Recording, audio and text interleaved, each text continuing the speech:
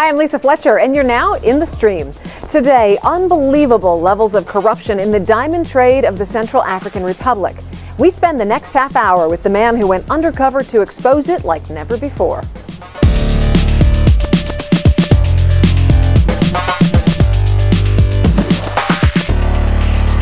Our digital producer, Malika Bilal, is here going through all your live feedback as it comes in, so make sure you tweet her using the hashtag AJStream. So, Malika, today we're talking about this new documentary surrounding corruption in the African diamond trade, and we've got the man behind the film as our main guest. We do, and I watched The Ambassador over this weekend, and I was looking through our community's feedback, and one thing I was struck with is what they were calling the blurred line between being a journalist and being someone actually caught up in this corruption web. And that's summed up here in this tweet from Misha, who says, Brugger is a good example of the contemporary unclear borders between journalism, activism, and being an artist. So for those of you at home, we'd like you to join the conversation as well. Tweet us using the hashtag AJStream. Obviously, that's one of the issues we're going to get into today. Also with us via Google Plus Hangout are members of our online community. They're going to be joining our live discussion in just a few moments. But for those of you who want to take part in future Hangouts, be sure to add us to your circles. Just go to the link you see on your screen below, and you can be in the stream. I'm Amanda Hess. I moved to Los Angeles so I would never have to deal with storms, and I'm in the stream. How can a white European man turn himself into an African diplomat overnight? Danish filmmaker Mads Brugger did it by simply purchasing a black market Liberian diplomatic passport. And with hidden cameras to document his experience, Brugger set out to expose just how easy it is to take advantage of the corruption surrounding the African diamond trade in the Central African Republic. Now, you're probably wondering how he so easily got diplomatic credentials from Liberia. Take a look at this. It's a story which begins in Portugal. Here on the outskirts of the town of Coimbra resides the Evans brothers, a second-generation British diplomatic title brokerage headed by the oldest brother, former Royal Marine Commando Colin Evans. A white European with a reason to travel backwards and forwards out of Europe to a diamond-producing country in Africa and back again on a regular basis with diplomatic credentials, right, is a very, very, very valuable piece of kit. And this valuable piece of kit, as he calls it, carries a $135,000 price tag, and it's exactly what the ambassador needed to expose one of the ways in which diamonds are smuggled out of struggling African countries. Brugger calls his controversial documentary style performance journalism, and he believes it is essential to uncovering the harsh reality missed by conventional journalists covering the deadly diamond trade. And so, with us live from Copenhagen to discuss his style of journalism as well as his role as the ambassador is director and filmmaker Mads Brugger himself. Mads, welcome to the stream. Thank you very much. It's my pleasure. So, going into this, you had to know that your methods would be controversial and that you were taking both personal and professional risks. What drove you to make this documentary?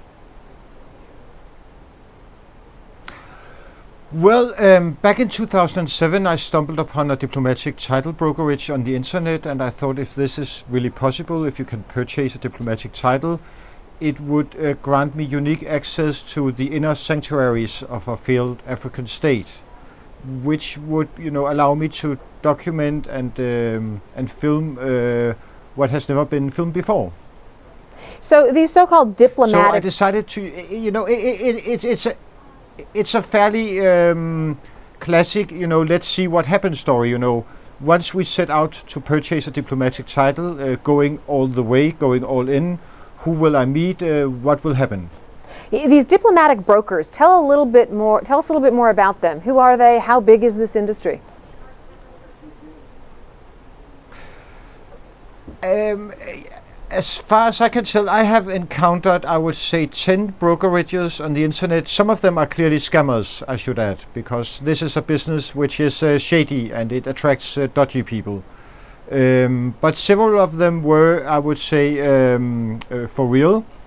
I was offered diplomatic titles from Sierra Leone, from the mountain kingdom of Lesotho, and interestingly, I was also approached by brokerages who were working on behalf of Africans looking for representatives in Europe, such as becoming the consul of an African state in Warsaw, Poland, or even better, Monaco, which is very popular amongst African ministers these days. So, Mads, I got to tell you, I was watching the film, and it was really a bit of a surreal experience for me. I mean, the people that you expose, it's like they're right out of Central Can you hear me okay? Can you hear us, Mads? Okay, we're going to hold off just a second there while we clear up our audio with Mads. In the meantime, let's get in a few tweets from our community. I know everybody's had an opinion about this controversial documentary. Well, definitely. There's one here from Ivan who says, if it's in the common public interest, at the end of the day, media serves that purpose to inform the public. Now, this is something that, of course, our community has been talking a lot about, whether or not this is the role of media or whether this is entertainment. But while we ponder that, and I know we're going to get a lot more tweets on that, I'd like to go to our Google Plus Hangout, where I'd like to talk to Aaron Leaf. Now, Aaron is a blogger, and Africa is a country. And he's speaking to us from New York. And Aaron, I know that you interviewed Mads, actually. Yeah, I did, for Africa as a country. And my question is, did he follow up with the people in the Central African Republic? Because we see he works with a lot of fixers, with a lot of diamond miners, and I'm interested to know what is their fate after he left, after the movies come out.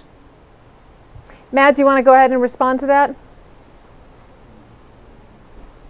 I'm sorry, I have been lost in translation because there were some technical problems and some sound problems, so I missed out what Aaron said. The question was, what have been, what's been the follow-up in the CAR after your film came out? The fate of the people who were exposed. Well, I would say 95% of the people in the film, including myself, are crooks, and more importantly, they are men of power and influence, and they should be able to fight and fend for themselves. Apart from that, I am dealing with some pygmies, and you also do see some functionaries in the film, but it's apparent throughout the film that the main culprits here are myself and the businessmen, the ministers, and the kingpins of the Central African Republic that I deal with. I don't know what the fallout of the film has been. I don't even know if they are aware of the film in the Central African Republic. Most of the men in the film are men who has a lot of problems. So I don't think this film is top of mind. So, Mads, in watching the film, it was really quite a surreal experience because these people, these real people, actually come across more as characters, like right out of a Hollywood movie. You know, they're very dark and they're shady. What is it that you discovered? Is there something about Africa in particular that, you know, draws out these bizarre, corrupt kind of individuals, both from abroad and right out of the African governments? No, the Central African Republic is the most extreme kind of Africa you can find. It is also the most forgotten country in, if not the world, then Africa. Just the fact that you and I are having a discussion about the Central African Republic is very exotic. Most people have never heard about the place. Hence, it is the ultimate hideaway. So it's a place which attracts, you know, shady and dodgy people. Furthermore, in the film, I am dressing in a way which clearly signifies what kind of fantasies, what kind of fetishisms drives me. And by dressing this way, I'm attracting men who subscribe to the same kind of fantasies. Well, with that, let's go to Google Plus, where Tom has a question. Tom, go ahead. Tom, you might need to unmute your microphone. Hi, Mads. I wanted to ask the question of this line between the fictional character that you create in revealing a non-fiction story or within a documentary. What prevents you from crossing or going into the area of, say, Sacha Baron Cohen with his characters? Well, I would say, you know, as a boy, my teacher in high school, I had written an essay in Danish about Donald Duck, and she told me there's nothing wrong with Donald Duck, but there's something wrong with only Donald Duck. And I believe what makes this film different from the work of Sacha Baron Cohen, whom I admire a lot, he's enormously talented, is that I'm mixing it with with journalism, basically. The characters in your film have been called manipulative and brash, but many have asked the question, is there some sort of greater truth that these people are revealing to the viewer? Is there?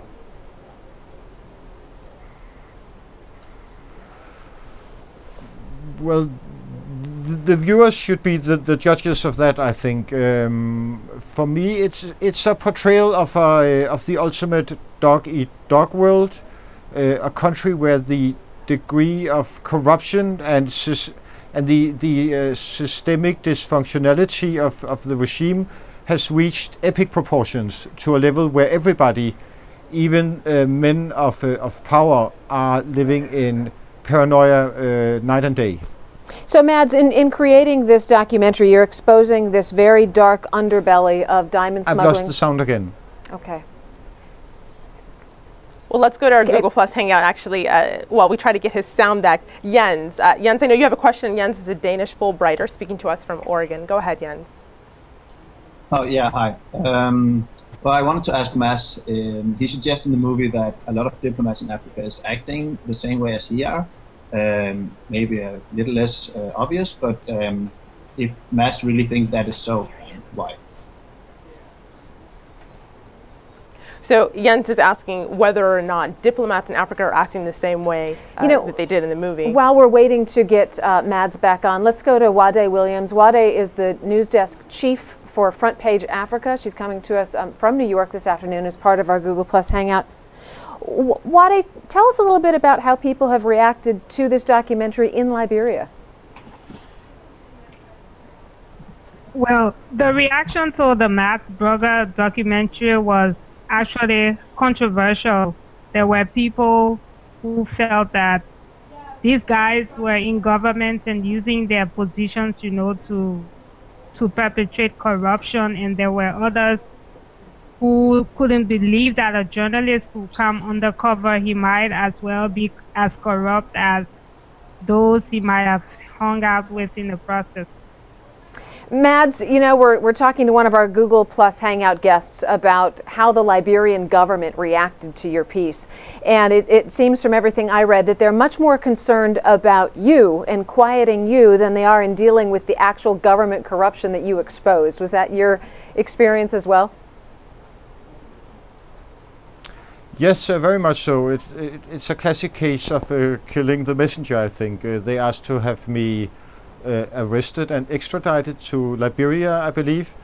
And as far as I can tell, investigating what has been going on inside the administration of Ellen Sirleaf Johnson, the president of Liberia, has not amounted to a whole lot.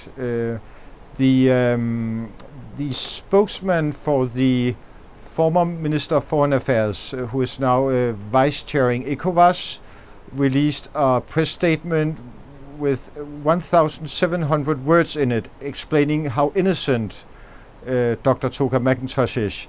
And if you need 1,700 words to explain about the innocence of an individual, there's clearly something wrong. Mads, I'm curious, you put yourself at risk, you put your crew at great risk doing that, not just risking your professional reputation, but actually risking your physical well-being. Throughout the documentary, there's one gentleman that suggests if you go about this incorrectly, you could end up in a ditch in Africa. Tell us a little bit about what it was really like making this documentary, how you felt. Were you scared? Were you nervous? You had on undercover camera equipment. You were surreptitiously recording people. What was that like for you emotionally every day going into that? Because you come off cool as a cucumber. Well, I'm fairly good at dealing with prolonged periods of stress and paranoia. Life in the Central African Republic surely can be exciting. it's a place where there really isn't any reality principle. There's no causality there. So it's impossible to plan for what comes next. But once you have accepted this lack of reality principle, you start to relax in a strange kind of way, and also, you know, you have to try to enjoy the ride as best as possible, and being the consul of Liberia also has its fun moments. But weren't you afraid of being found out? I mean, did anybody ask you this obvious question? What's a white European guy that sticks out like a sore thumb walking around in the Central African Republic asking these kinds of questions? No, but this very obvious question, you know, how come you are an extremely white guy, you know, bordering on being a vampire, basically, is representing an African state to another African state? Nobody asked me this question, at one point I was approached by a head of army intelligence from the South African armed forces, who are present which are present in the Central African Republic. But he asked if I was the head of an intelligence agency, which he said he thought I was. And this leads me to believe that the system is, you know, very, you know, welcoming to characters such as the one I portray in the film. And what is most scary about this film is that you have to ask yourself what will happen when the real Mr. Courtson, the character I play in the film, comes to town. Because I basically found out that within, you know, if not weeks, then months, it was possible for me to almost, you know, rape and abuse an entire country if I wanted to do so. How many Mr. Courtsons do you think? How many Mr. Courtsons do you think there really are, based on what you saw?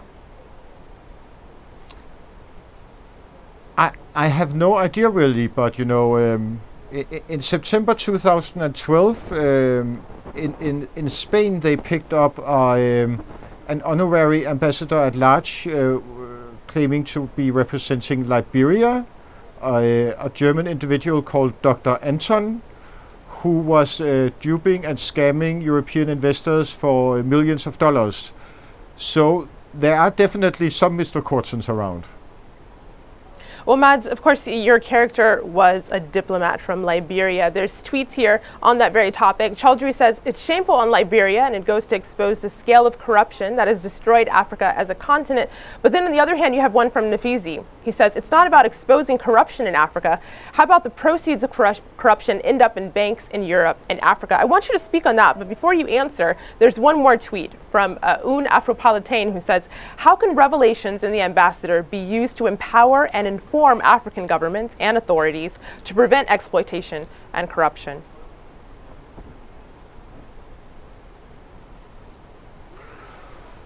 Well, to start with the last question, I would say that the ambassador, my film, can be viewed and watched as a very practical guide into the discourse and the practicalities of corruption. You know, how is it conducted, which I think is, you know, should be required viewing for bureaucrats all over Africa, as well as Africans in general. Of course, all Africans are aware of the fact that Africa is the world's most corrupt region. But they seldom get to see how it is done in practical terms. And on that note, actually in the film, you have there's one person who's quoted as saying it wouldn't be if it weren't for France, and it wouldn't be for these former colonial leaders. Is that not the case?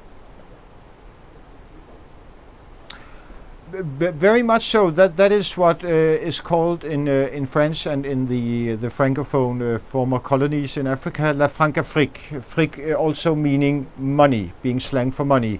And there's this very much existing nexus of corruption that ties together France and its former colonies in Africa on a top level, all the way to the Élysée Palais in Paris. Sarkozy promised to deal with this. He did not.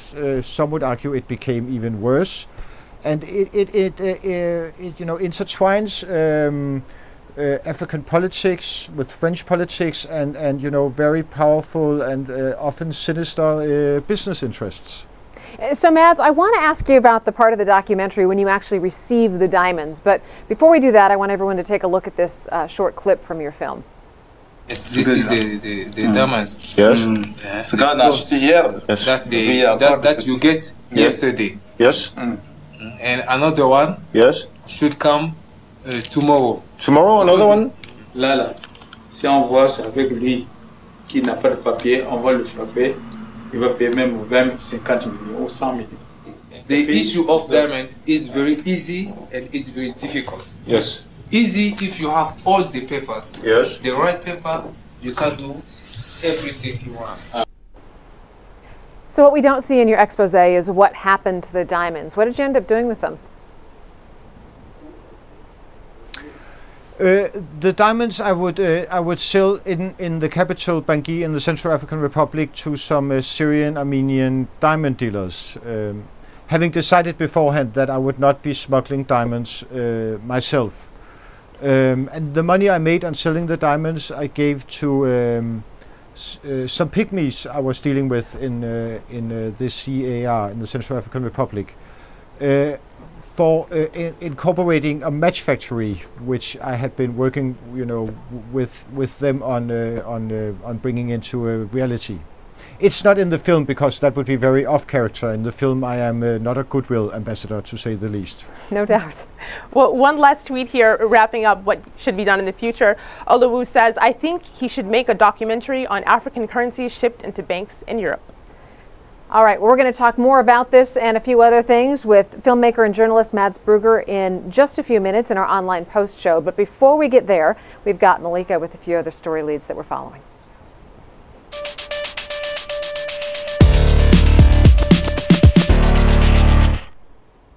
Activists around the world are marking the 5th of November, a day that's become synonymous with a 1605 plot to destroy the British Parliament. Wearing masks depicting the best-known member of the plot, Guy Fawkes, netizens are circulating pictures of themselves online. This from Stun, who tweets, "One man's terrorist is another man's freedom fighter." Well, the protest is backed in part by the group Anonymous, which has adopted the mask as its symbol to show resistance to police states and government surveillance, among other things. But activists in at least one country are barred from taking part. Canada has officially banned people from wearing masks during riots, the Wrap report tweets. It will work because rioters are very concerned about following rules. Nothing disguised about Harper's attempt to turn Canada into a police state. Masks at riots can now get you 10 years, writes William, referencing the Prime Minister. And Snapdragon sums up the sentiment. Canada lawmakers ban masks. Funny, they wear them all the time.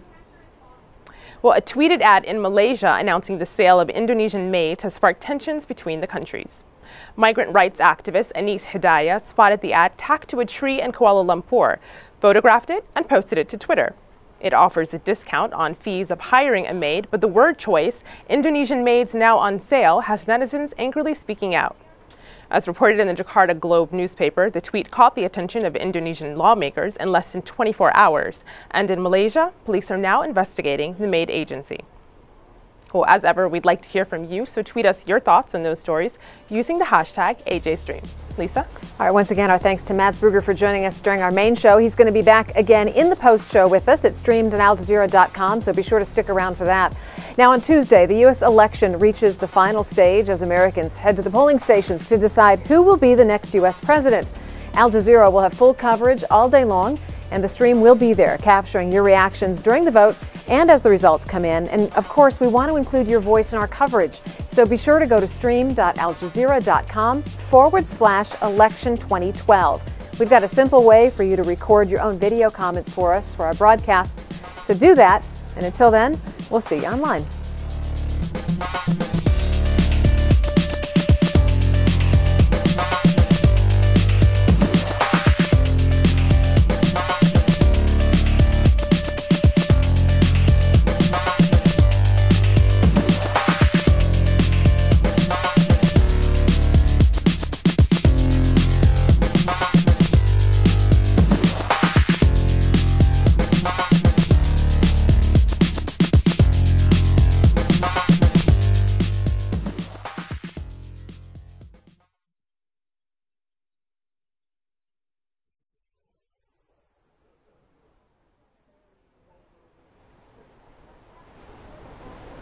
Welcome to the Stream's online post show. We're going to pick up our discussion where we left off. Our guest today is Danish journalist and filmmaker Mads Brügger. He just came out with a new documentary called The Ambassador. It's really exposing the dark side of honorary diplomacy and the diamond smuggling operations that happen under the nose of government in some African countries. Mads, you call your style of journalism performance journalism, and you say the traditional journalism is really missing something. What are conventional journalists missing? Well, let me just correct you on that. The expression performative journalism was coined by the editor of a film magazine here in Copenhagen, Denmark. It is not something I came up with. And I don't mind conventional journalism. That was almost a Freudian slip. I don't mind conventional journalism at all. You know, most of the work I do as a journalist myself is fairly conventional, but there are places in the world where journalists can no longer operate by working in a conventional way. And such a place is, I would argue, the Central African Republic. So I thought it was fair to go in as posing as a consul instead. Because actually there are a lot of similarities between the world of diplomacy and the world of journalism. Apart from the fact that at the end of the day, diplomats have to cover things up and keep them in the closet. True, but you know, as a journalist, we get very close to the lines in order to expose fraud and expose corruption and expose wrongdoing. But you know, one of the ethics of what we do is we do not cross that line. And you crossed the lines, and you actually created a bit of an ethical dilemma because you exposed a problem, but then you also became part of the problem. So I guess the question is, do the ends justify the means for you?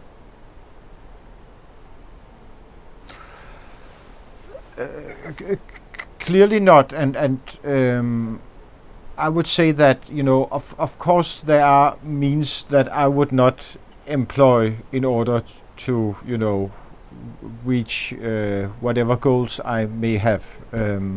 At the same time, you have to relate yourself to journalism about Africa as a genre, and how Africa is portrayed and discussed and dealt with in especially Anglo-Saxon Western media. Recently I read that Robert Mugabe had been appointed an ambassador of tourism by the United Nations, which is, I would say, quite bizarre. Nobody really, you know, discusses this, at least not in Denmark and most of the countries in the proximity to Denmark. Also, you would have a character such as Obiang, the strongman of Equatorial Guinea, who were appointed ceremonial leader of the African Union.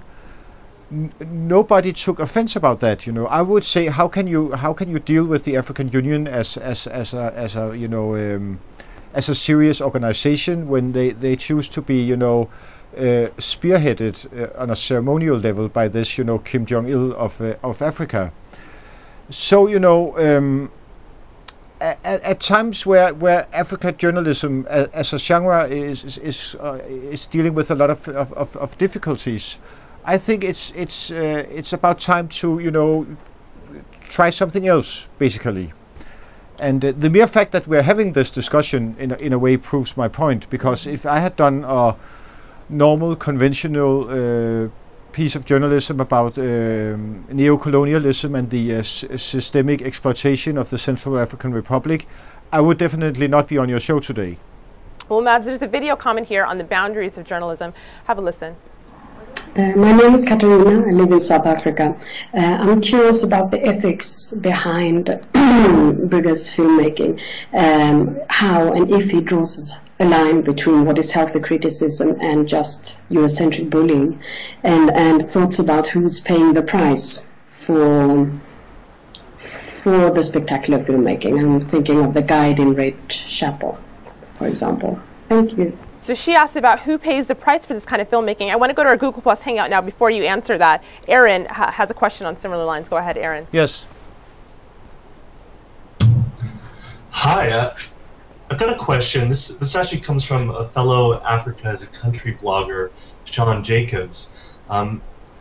He's wondering about what happened to the Pygmies, or the Bayaka as they're known.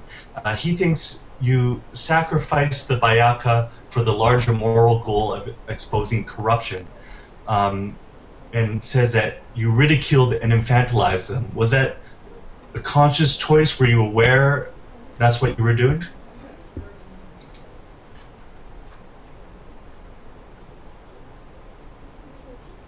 Well, as a matter of fact, what I were doing with the Pygmies in the film was meant as an homage, as the French would say, a tribute to the Pygmies, by also exposing how, you know, they are treated in general, about black racism towards the Pygmies.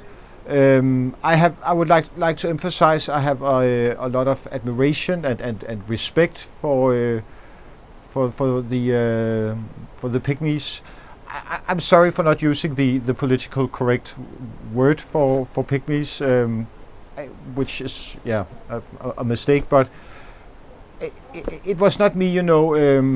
It was not exploitation on my behalf, and I'm sorry if it comes across as such. I think it depends from which lens you're looking at it, because I think a lot of people got the subtle irony there as well. I'm curious, Mads, what kind of pushback you're getting. I've read that you're expecting at least one lawsuit from one of the passport brokers. I know there are some international film distributors who have been a bit alarmed by some of what they call racist depictions. What's the blowback?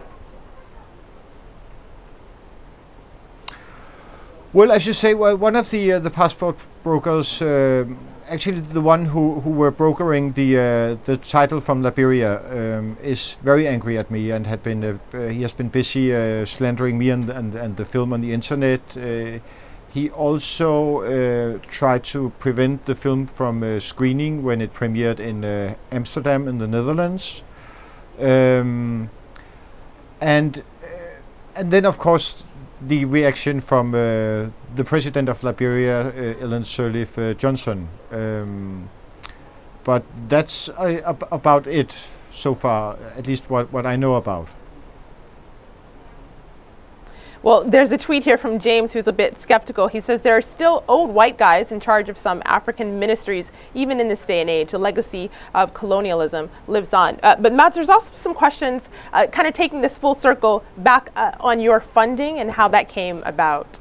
Would you care to shed some light on that? Yes, most of the funding came from the Danish Film Institute, which is a very progressive film institute. Mads, any final thoughts before we wrap up the program today? Well, I would like to say that I read an interview with the director of Darwin's Nightmare, a brilliant piece of documentary filmmaking about how the Victoria Lake was turned into an ecological disaster. And the fallout of that film was quite severe. I think several people were killed, and so it had some very drastic consequences. And the director said that if he had known so, he would not have made that film. Speaking as of now, I don't know what all the consequences of this film will be, but I would like to emphasize that, of course, no film is worth people getting killed, which I think is a very important thing to state. Mads Brügger, Danish journalist, filmmaker, thank you so much for joining us today on the stream, and thanks to everyone in our Google Plus Hangout. Now, on Tuesday, the U.S. elections reach the final stage as Americans head to the polling stations to decide who will be the next U.S. president. Al Jazeera is going to have full coverage all day long. The stream is going to be there, capturing your reactions during the vote and as the results come in. And we want to include your voice in our coverage. So go to stream.aljazeera.com/election 2012, /election 2012. We have a simple way for you to record your own video comments. And until then, we'll see you online.